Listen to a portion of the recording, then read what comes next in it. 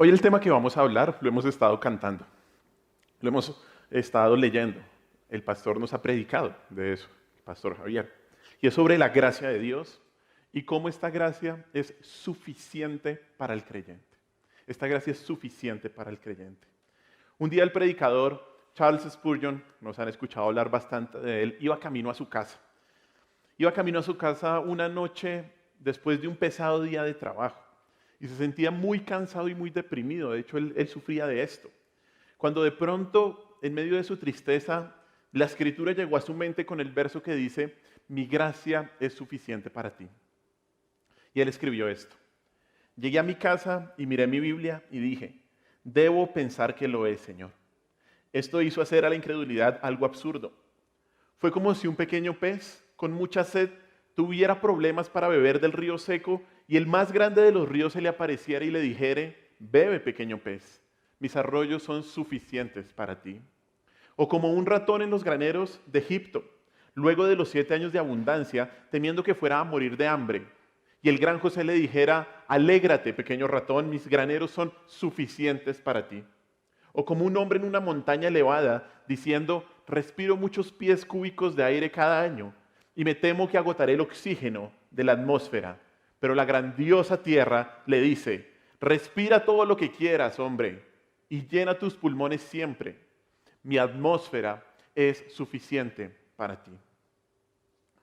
Así como el oxígeno de la atmósfera ha sido suficiente para dar vida a todos los seres humanos, a todos los animales y a toda la creación en general por miles y miles de años, la gracia de Dios es suficiente para el creyente. No hay un día, no hay un minuto, no hay un segundo, no hay un milisegundo en tu experiencia cristiana en el que no seas destinatario de la gracia de Dios. Ella le brinda al corazón lo que el alimento diario al cuerpo, y es la fuerza.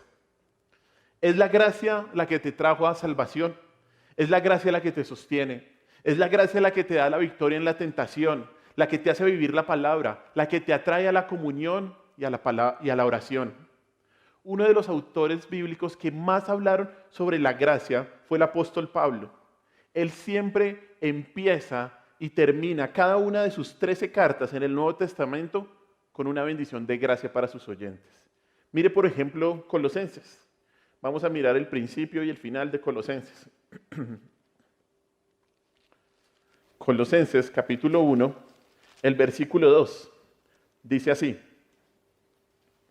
a los santos y fieles hermanos en Cristo que están en Colosas, gracia y paz sean a vosotros, de Dios nuestro Padre y del Señor Jesucristo. Ahora vaya rápidamente al último capítulo, al último versículo. Dice así Colosenses 4:18. La salutación de mi propia mano, de Pablo, acordaos de mis prisiones. La gracia sea con vosotros. Y si usted ve en cada una de las 13 cartas del apóstol Pablo, él comienza y termina de la misma manera. Este tipo de bendición se dirige a los creyentes al principio de la carta cuando dice gracia a vosotros, pero también apela a que Dios haga algo al final cuando dice la gracia sea con vosotros. Puede ser que lo diga al principio porque la misma carta es un canal de bendición o de gracia de Dios para sus lectores. Y cuando se presenta al final de cada una de las cartas, pareciera que es una bendición de la gracia de Dios para cuando el creyente deje de leer la carta, deje de leer la palabra de Dios y pueda cumplir todo lo que se le ha mandado. Desear que la gracia esté con una persona es la mayor bendición espiritual que pueda ser experimentada por el creyente. El apóstol no solamente desea fuerza, no solamente desea prosperidad, de hecho eso no es lo que desea, sino más que todo invoca una bendición de lo que ellos más necesitan, y es la gracia que viene de Cristo, la gracia que viene de Cristo. ¿Qué es la gracia? ¿Qué es la gracia de Dios?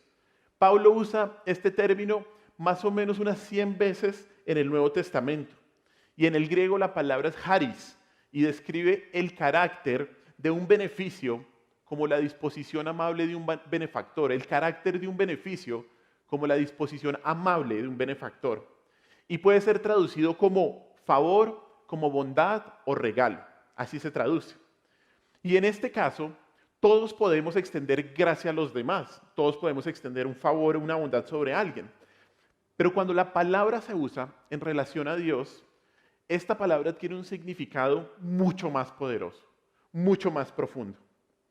La gracia es que Dios elige bendecirnos en lugar de maldecirnos como lo merece nuestro pecado. La gracia es el favor que Dios otorga a quienes no lo merecen.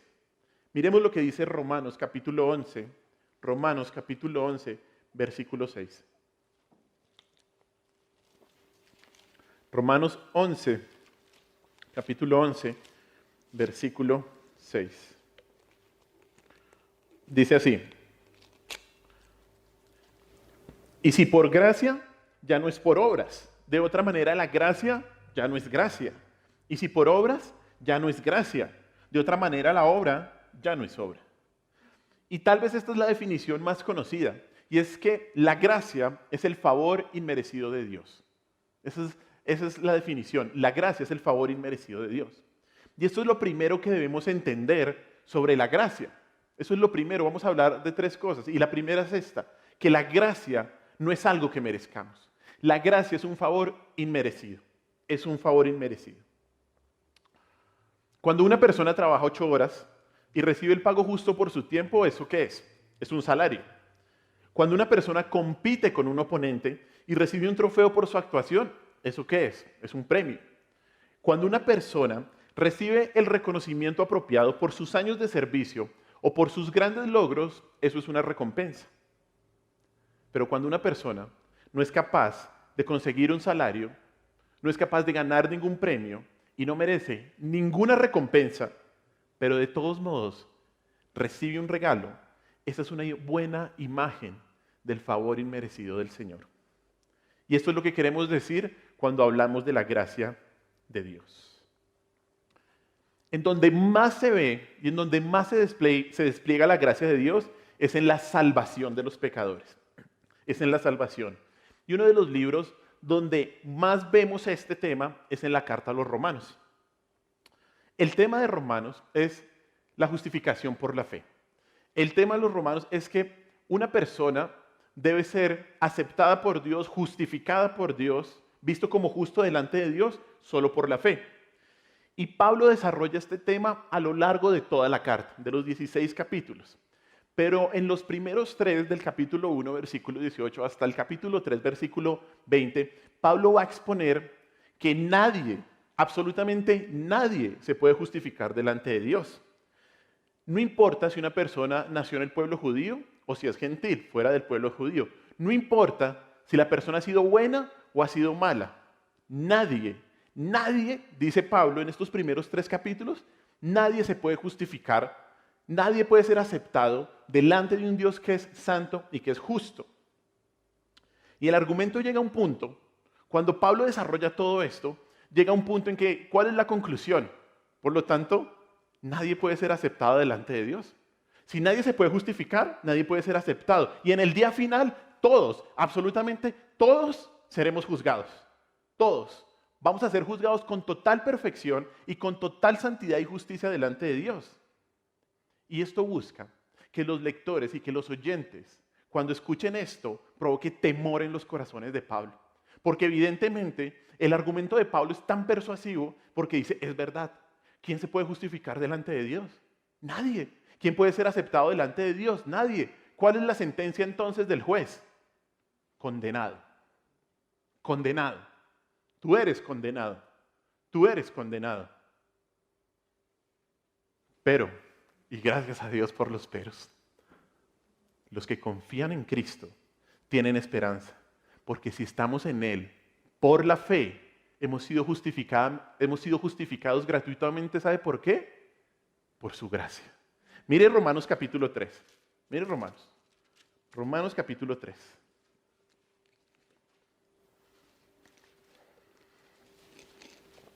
De hecho, Romanos 3:20. Mire lo que dice. Esta es la conclusión del argumento de los primeros 3 capítulos. Mire lo que dice. Ya que, por lo tanto, por las obras de la ley, ningún ser humano será justificado delante de él, porque por medio de la ley es el conocimiento del pecado. Punto. Quédense ahí un momento. Esa es la conclusión de todo el argumento de los primeros 3 capítulos. Pablo dice, nadie puede ser justificado.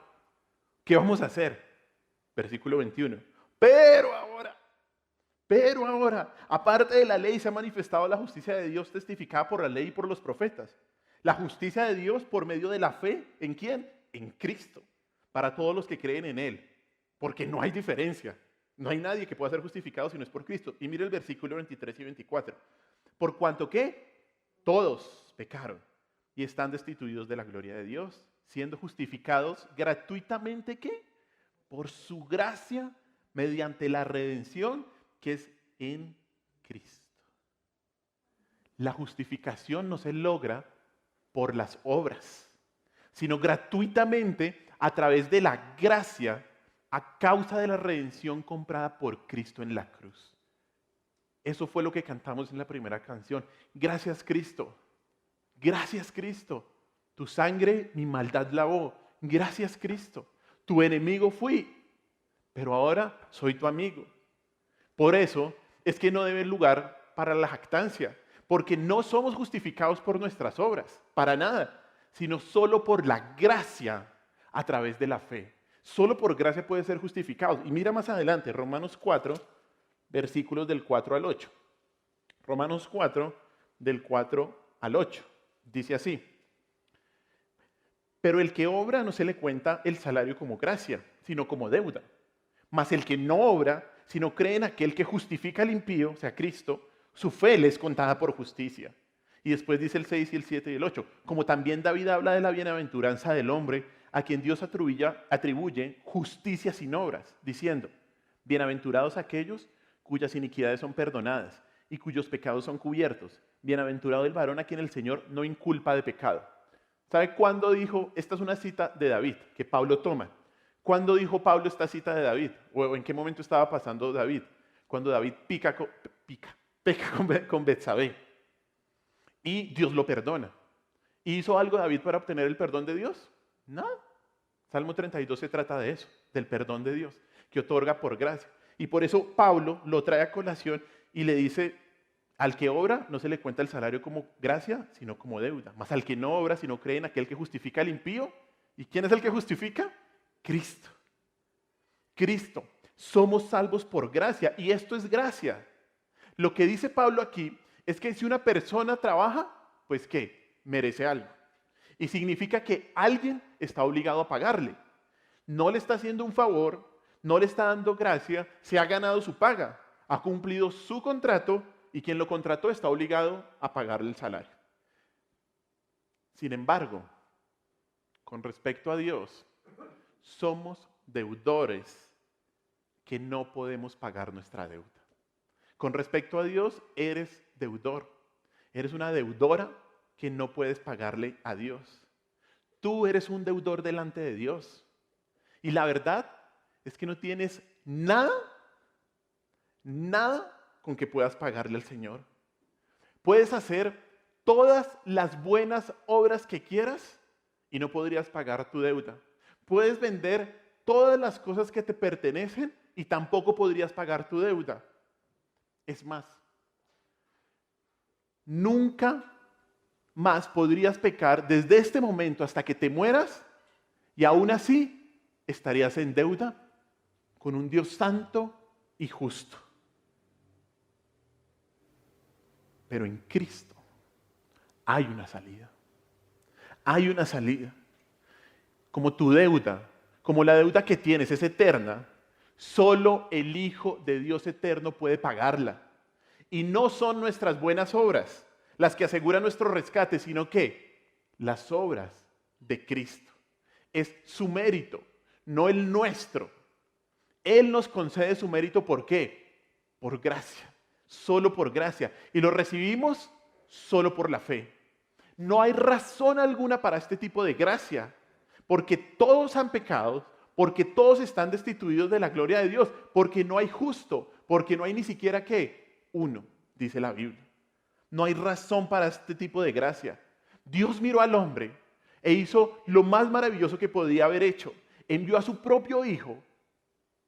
Envió su propio Hijo al mundo para salvarte a ti. Éramos rebeldes, pecadores, completamente corrompidos por nuestro amor al pecado. Éramos idólatras y blasfemos, enemigos de Dios, de manera activa o de manera pasiva. Así hayas nacido en una familia cristiana o hayas estado mucho tiempo en la iglesia. Eras enemigo de Dios. ¿Y qué hace nuestro Señor? ¿Qué hace nuestro Señor? Él hace abundar toda gracia por medio de Cristo. Toda gracia por medio de Cristo.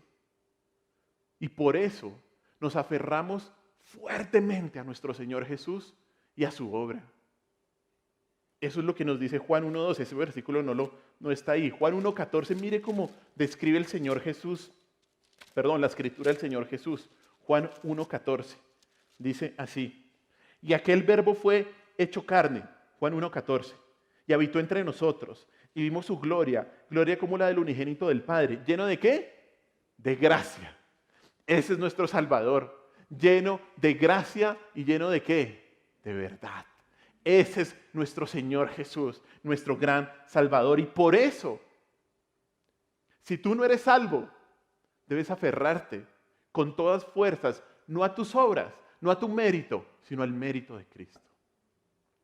John Newton, el compositor del himno que cantamos hoy, Sublime Gracia, más o menos a finales de 1700, dijo esto: cuando era joven, estaba seguro de muchas cosas. Hoy solo estoy seguro de dos. La primera es que soy un miserable pecador. Y la segunda, que Jesucristo es mi todo suficiente Salvador. Ese es nuestro Señor Jesús. No hay mérito en nosotros. Solo Cristo tiene el mérito de satisfacer las demandas de la justicia de Dios. ¿Y nos la da cómo? Gratuitamente. Gratuitamente. No lo hemos merecido.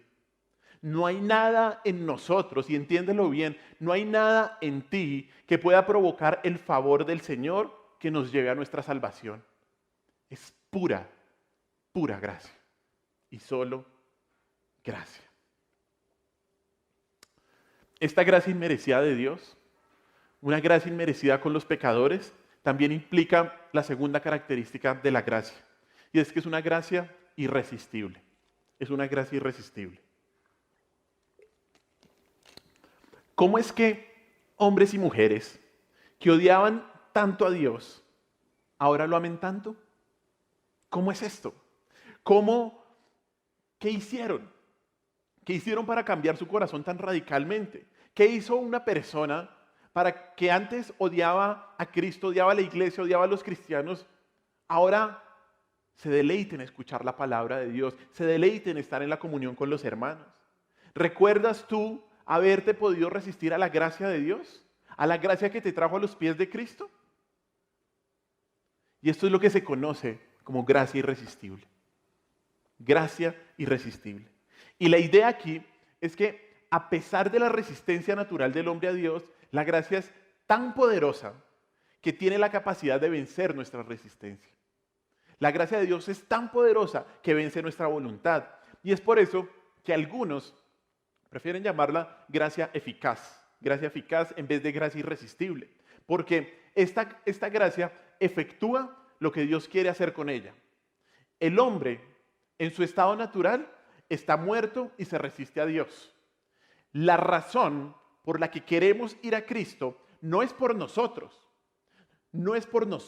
sino porque Dios hace una obra de gracia en nuestra alma y utiliza cualquier circunstancia en nuestras vidas. ¿Para qué? Para traernos a los pies de Cristo. Sin ese trabajo que hace la gracia de Dios en nuestro corazón, no tendríamos ningún deseo de venir a Cristo. Ninguno. Esto es lo que dice Efesios capítulo 2, versículos 4 y 8. Al 8, perdón. Efesios capítulo 2, versículos del 4 al 8. Dice así. Pero Dios, ahí versículo 4, Efesios 2. Pero Dios, que es rico en misericordia, por su gran amor con que nos amó, aún estando nosotros muertos en pecado, y para ahí un momento. ¿Estábamos qué? Muertos. ¿Qué hace un muerto? Sí, hace algo. ¿Sabe qué hace? Huele mal. Huele mal para el Señor. aún estando nosotros muertos en pecado, nos dio ¿qué? Vida, juntamente con Cristo. ¿Y qué dice? Por gracia sois salvos. Versículo 6. Y juntamente con Él nos resucitó.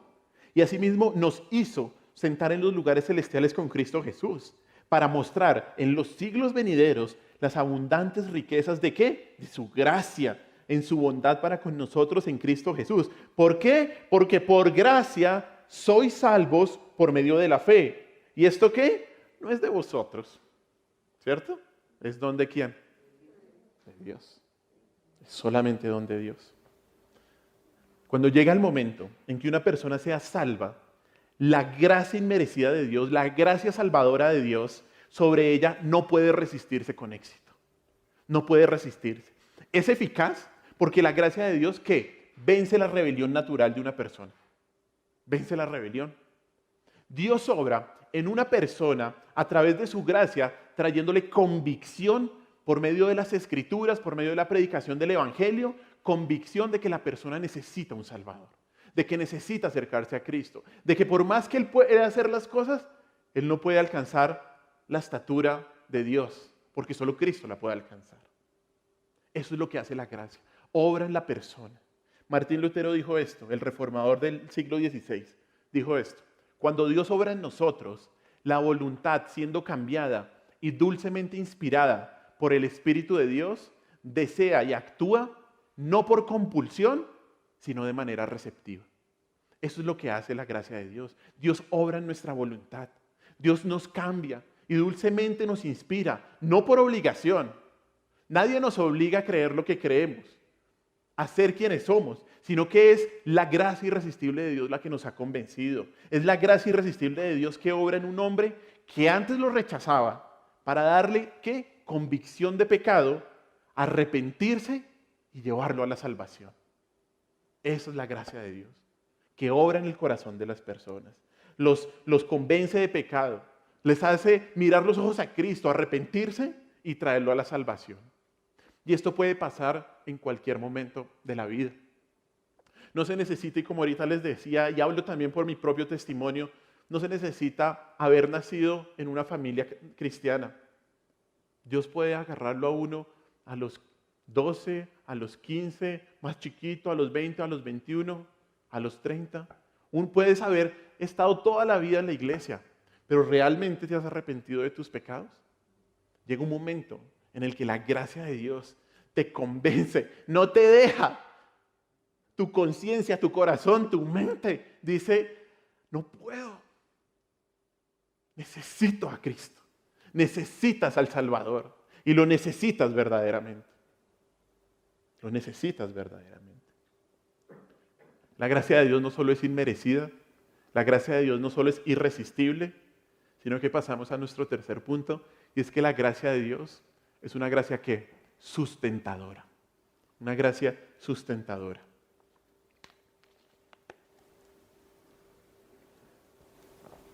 La gracia no solo le permite al hombre llegar a salvación, sino que sostiene al creyente. Lo sostiene a lo largo de toda su vida. A lo largo de toda su vida. A través de la gracia se nos da una nueva vida en Cristo que nos permite vivir para la gloria de Dios. Por ello es que Pablo dice en ese versículo tan conocido en Filipenses, capítulo 4, versículo 13, todo lo puedo en Cristo que me fortalece. ¿Sabe por qué? Porque la gracia de Dios es lo que lo fortalece para pasar cualquier situación en su vida.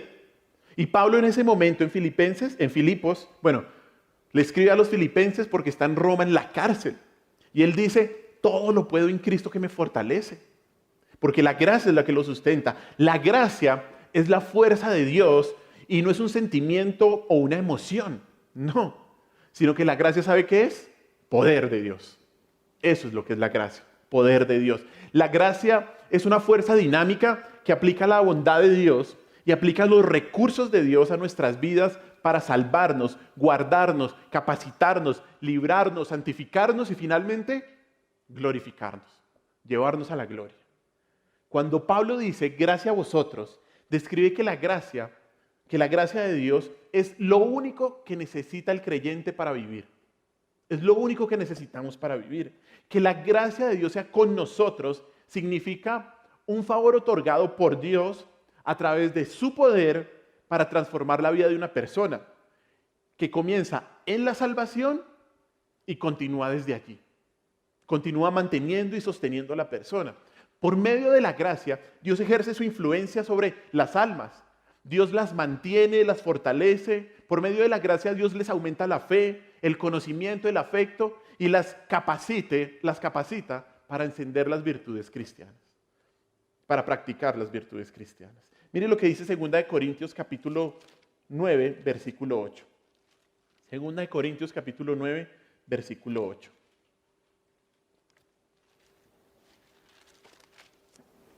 Dice así, 2 Corintios 9, 8.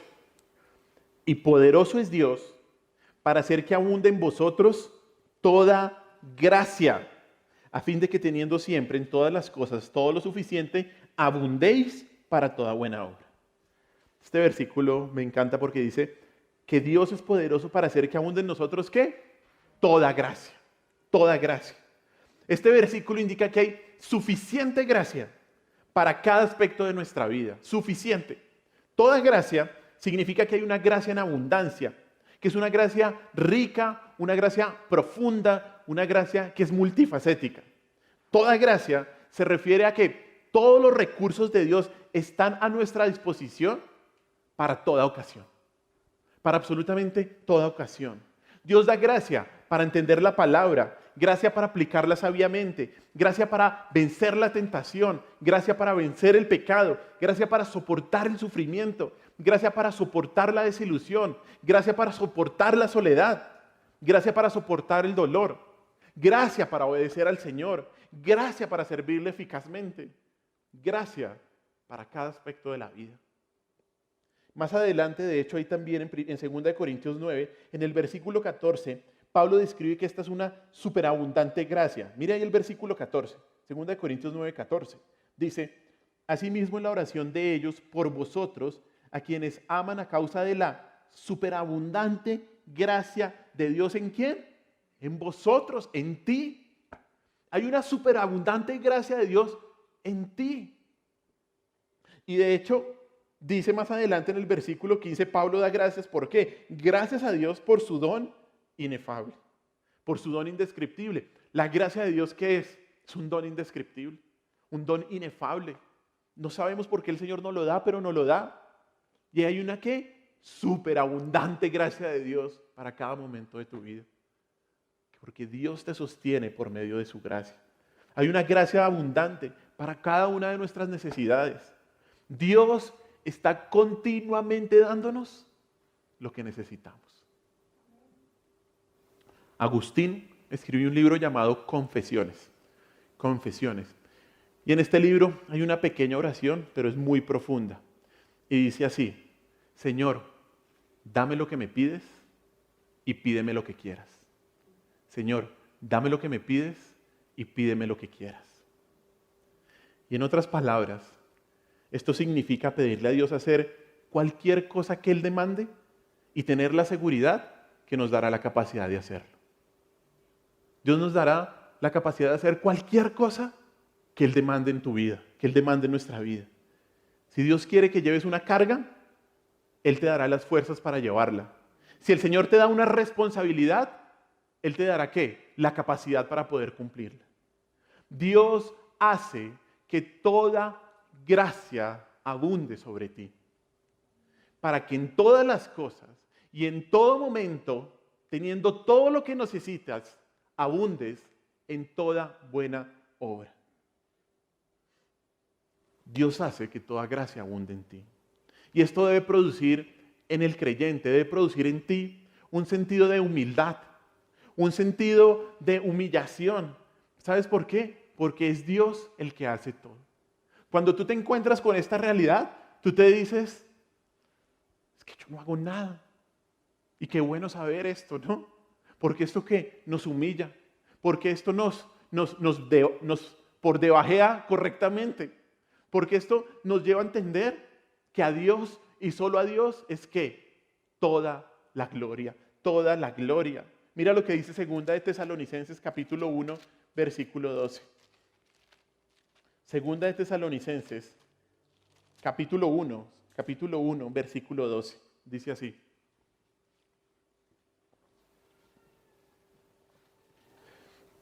Dice, para que el nombre de nuestro Señor Jesucristo sea glorificado en vosotros y vosotros en Él, por la gracia de nuestro Dios y del Señor Jesucristo. ¿Qué es lo que dice este texto?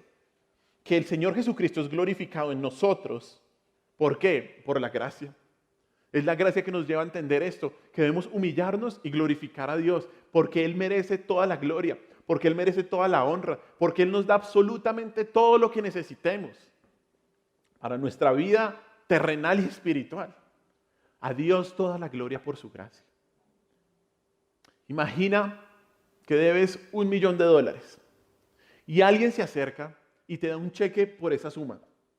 Pero además de eso, para que canceles tu deuda, te da mucho más para poder vivir el resto de tu vida. No tienes que hacer nada. Solo tienes que tomarlo, ir al banco, cancelar tu deuda y además quedas con saldo a favor. ¿De qué tiene que jactarse la persona? ¿De algo? ¿Se puede presumir de tener el poder, la inteligencia o la habilidad para haber pagado la deuda? No. ¿Puedes hablar sobre el favor que le hiciste a tu benefactor al quitarle ese dinero? Mucho menos. Por supuesto que no. ¿Recibiste, sabes qué? Gracia. ¿Recibiste qué? Gracia. Nada más y nada menos. Estabas empobrecido y ahora tienes riquezas de otra persona. Tienes saldo a favor. El hecho de que ahora estés libre de deudas y con saldo a favor es 100% debido a tu benefactor, 0% debido a ti. Por eso es que debido a la gracia debemos darle toda la gloria a Dios. ¿Quién merece la alabanza y la gloria por tu salvación y por tu santificación? ¿Quién? Claramente no eres tú. Claramente no eres tú. Que tú estés hoy acá no es por ti. Una obra de gracia en tu vida. Has recibido riquezas de los recursos de Dios y por lo tanto debes tener la seguridad que Dios te da de su gracia para cada aspecto de tu vida. Dios te da de su gracia para cada aspecto de tu vida. Y en la Escritura podemos ver cómo la gracia se manifiesta en una persona en diversas áreas, en diversas formas, en diversas maneras. Pero déjeme darle solamente 3 áreas en nuestra vida en donde la gracia debe ser prominente. ¿Cómo se manifiesta la gracia en el creyente? Y lo primero es que es por la gracia que podemos servir esforzadamente a Dios. Es por la gracia que podemos servir esforzadamente a Dios. Mire lo que dice 1 Corintios 15:10. 1 Corintios 15:10. Dice así: pero por la gracia de Dios soy lo que soy. 1 Corintios 15:10. Por la gracia de Dios soy lo que soy, y su gracia no ha sido en vano para conmigo. Antes he trabajado más que todos ellos, pero no yo, sino la gracia de Dios conmigo. No yo, sino la gracia de Dios conmigo. Si Dios está con nosotros, nuestro trabajo debe ser duro para que la gente sepa que no somos nosotros, sino que es ¿qué? La gracia de Dios. La gracia divina le fue dada a Pablo no solamente para salvarlo, sino también para comisionarlo para el servicio. Y aunque no tengamos un papel tan prominente en la historia de la iglesia como el apóstol Pablo, sin embargo, sí somos comisionados por Dios para un servicio que Él quiere que hagamos en su iglesia, para un servicio específico en el reino de Dios, y es por medio de la gracia que lo podemos hacer. La gracia de Dios, y solamente por medio de la gracia de Dios podemos servir esforzadamente a Dios. Y eso ha sido una bendición verlo aquí en mi hermano Javier. Cómo la gracia de Dios te ha sostenido en el servicio. En todo momento, hermano, a la par que yo, y sin la condición que sabemos, y sin trabajar, y sin maestría, que yo ya la terminé, gracias a Dios. La gracia de Dios ha sido abundante en ti, hermano. Y te va a sostener, y te va a seguir sosteniendo. Sabemos que Dios te ha llevado allá a un propósito, no solamente para estudiar, para hacer algo para su reino. Y tienes que trabajarle duro, pero es la gracia de Dios en ti, hermano. Y estoy orgulloso de ti. Segundo, la gracia de Dios no solo nos permite trabajar con todas las fuerzas, sino que la gracia debe producir vidas agradecidas.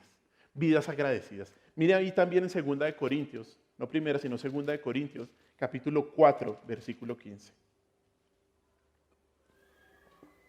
2 Corintios, capítulo 4, versículo 15.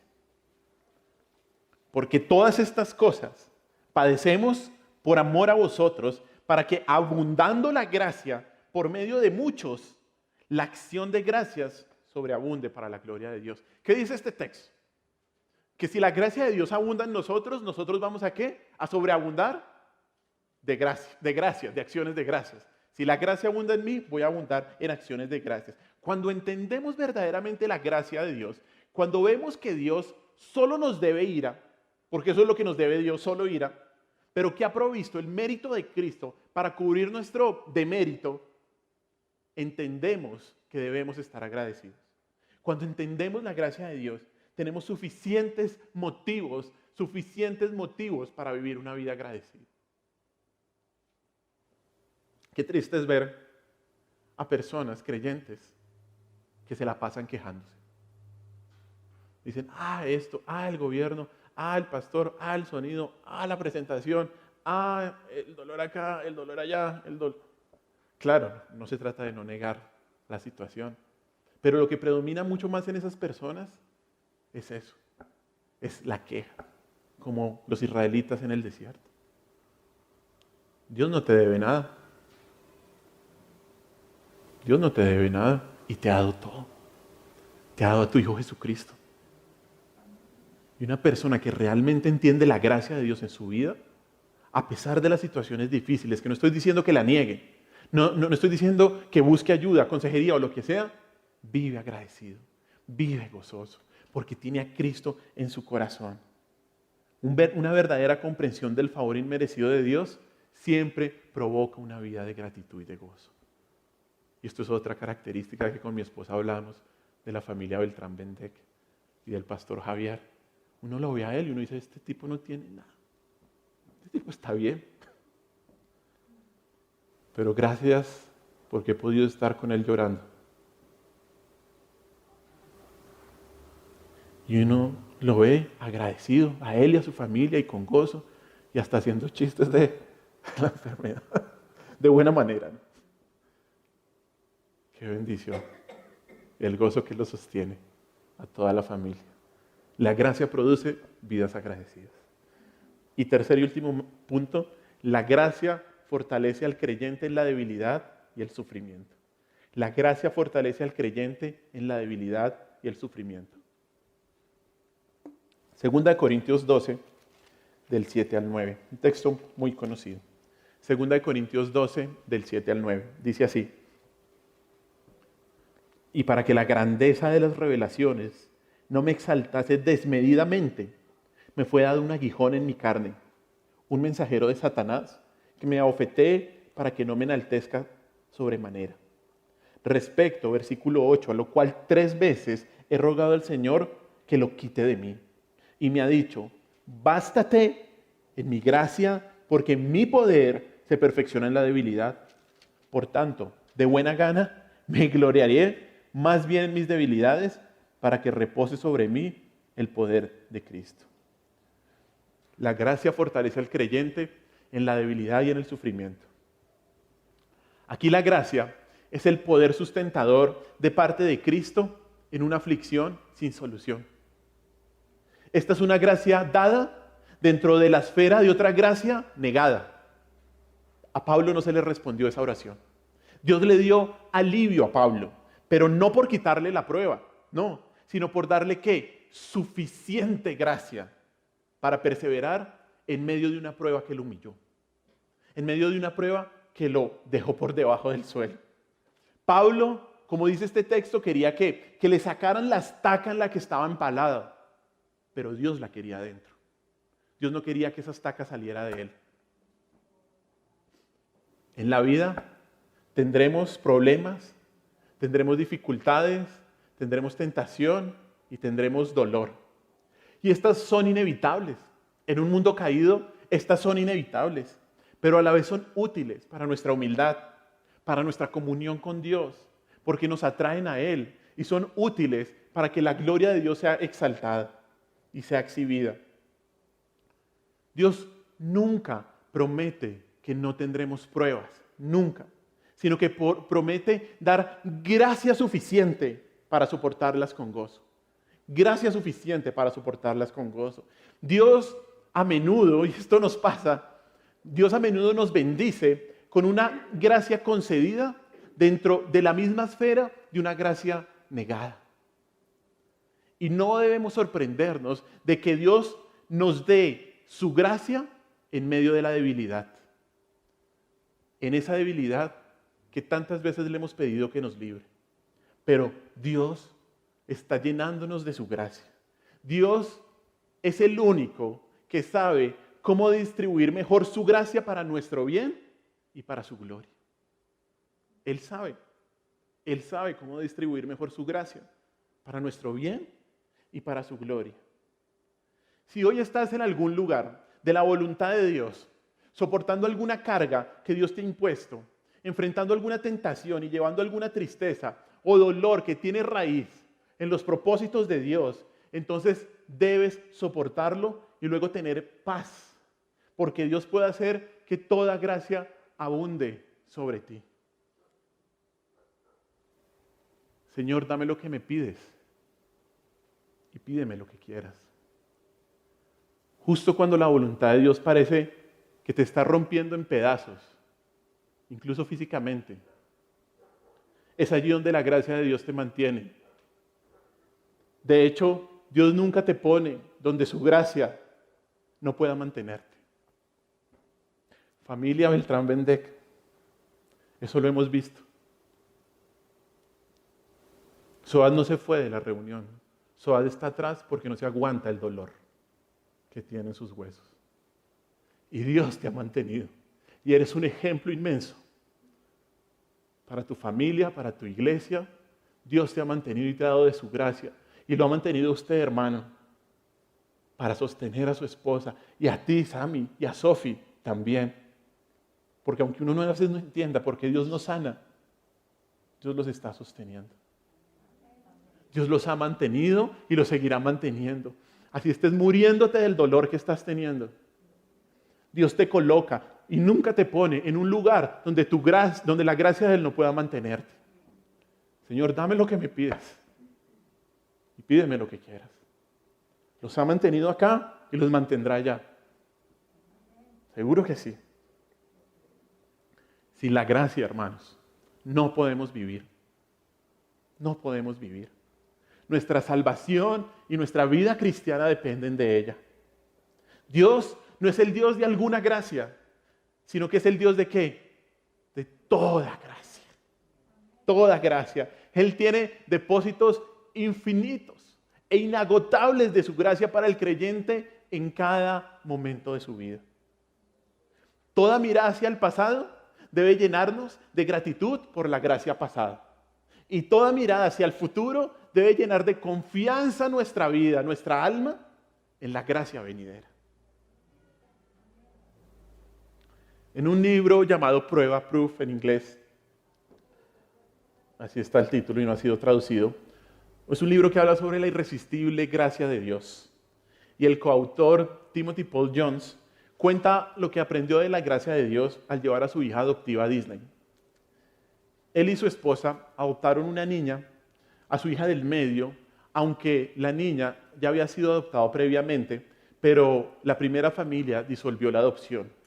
Y esta niña llegó a la casa de este pastor a los 8 años de edad, la hija del medio. Y por una razón u otra, cada vez que la familia anterior iba de vacaciones a Disney, se llevaban a sus hijos biológicos, pero dejaban a esta niña en casa.